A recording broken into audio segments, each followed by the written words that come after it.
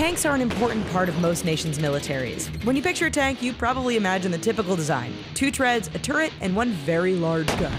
It turns out, however, that some designers weren't content with this standard look. No, over the last several decades, some countries have built some pretty strange-looking tanks, from the impractically monstrous to the ridiculously small, to some designs that you just need to see for yourself. These tanks are definitely bizarre. But hey, before we continue, just make sure you've hit that subscribe button so you don't miss out on all of our other awesome videos. Oh, man. T-35. Back in the 1930s, there was an obsession to build massive tanks that resembled battleships on land. In the Soviet Union, designers came up with the T-35. For the time, this thing was ridiculously large. Oh my. Whereas tanks today have 1 turret and a crew of 3 or 4, the T-35 had 5 turrets and required a crew of 11 to run everything. We imagine those who first saw this thing were terrified and amazed at the same time. However, the T-35 broke down a lot, and those that actually made it to the battlefield performed so badly that it was dropped from service. Tortuga. This Venezuelan vehicle is more of an armored car than a tank, but we couldn't resist including it just because of how strange it looks. After all, doesn't it just look like it should be used as an alien craft in one of those early episodes of Star Trek or Battlestar Galactica? The Tortuga tank was built in the early 1930s to intimidate Venezuela's neighbors so they wouldn't attack. In actuality, anyone who plans to invade likely saw the Tortuga and dropped dead from laughter, or ran away thinking Venezuela had developed some sort of alien technology. Object 279.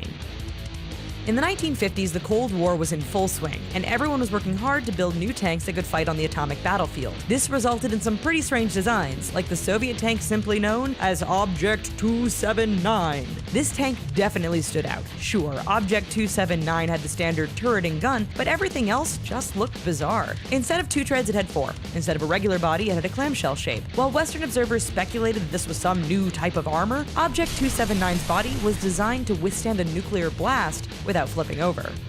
Antonov A-40. What's that in the sky? It's a bird! It's a plane! No, it's a tank? Apparently tired of transporting tanks by rail or ship, Soviet planners came up with this idea. The Antonov A-40 was basically a small tank with wings strapped on. Now, before you laugh this off as totally impractical, just know that they actually tested this gliding tank successfully. The reason it never took off was simply because in order to get the A-40 airborne, all the ammunition and most of the fuel had to be removed. Not very practical at all. The screw tank. In the 1960s and 70s, the Soviet Union was looking for a vehicle that could get across bad terrain and help recover astronauts returning from space. You're probably thinking anything with tank treads would suffice, but no. Designers came up with the ZIL-2906 and larger ZIL-4904. Looking like some sort of ridiculous toy a child would play with, the ZIL tanks moved thanks to 2 massive rotating screws. Ultimately, it wasn't a very efficient mode of travel, and the Soviets turned to more conventional designs, meaning the ZIL tanks were pretty much screwed. Kugelpanzer.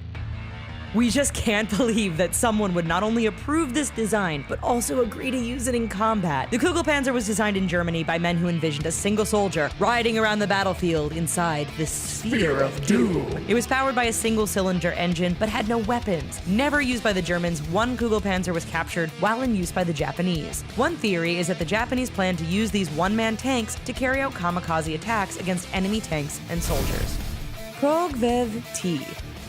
By now, you've probably noticed the Soviets were masters at building some strange tanks. Continuing that trend is the Progvev T. During the Cold War, Soviet designers were tasked with developing a tank that could deal with mines. Their answer was simple: mount a jet engine on a tank. In this instance, they took a T-55 tank and put a MiG-15 engine on top. The idea was that the jet engine would shoot out a lot of high-heat exhaust, which would destroy any mines in the way. It was loud, it was big, and ultimately, the Progvev T wasn't that practical on the battlefield. 1K-17 Shati. Not the kind to give up, in the 1980s, Soviet tank designers decided to develop a laser-firing tank. They created the 1K-17 Shati. This bizarre-looking tank had a dozen lenses which amplified a powerful laser. Now, before you get all excited, thinking this is some sort of death ray straight out of Star Wars, it wasn't. The laser was meant to damage and destroy optics of NATO tanks, missiles, and planes, rendering them useless. In the end, it was too expensive to build, and we think that it's something to do with the fact that the laser required 30 kilograms of rubies to operate. Chrysler TV-8. The Chrysler TV8 checks all the boxes when it comes to strange military tanks. First off, just look at this thing. The TV8 looks like the kind of vehicle aliens would use to take over Earth. In addition to looking truly out of this world, Chrysler's tank was also powered by a nuclear reactor thanks to the fact that in the 1950s, nuclear energy was the rage. However, we can't imagine many crewmen wanted to sit just feet from a live reactor. Additionally, the environmental damage a TV8 would cause if it was ever destroyed on the battlefield made planners pull the plug on this ridiculous design. SAR tank. Back to Russia one more time. While others were building tanks with treads, Russian developers were working on this tricycle of death. By First World War standards, the 9-meter high and 12-meter wide SAR tank was colossal. The several machine guns and cannons it was supposed to be armed with would have simply added to the intimidation factor. Unfortunately, the design just didn't work as the heavy SAR tank kept getting stuck during testing. Realizing the impracticality of this vehicle, the military simply left the SAR tank on the testing field where it rusted away after the war. Those are definitely some unconventional tank designs. If military stuff is your thing, then why not stick around? The Richest has a ton of videos on armies, planes, and tanks, all just waiting to be watched by you. Be sure to subscribe, and we'll see you around. Bye-bye. Boop.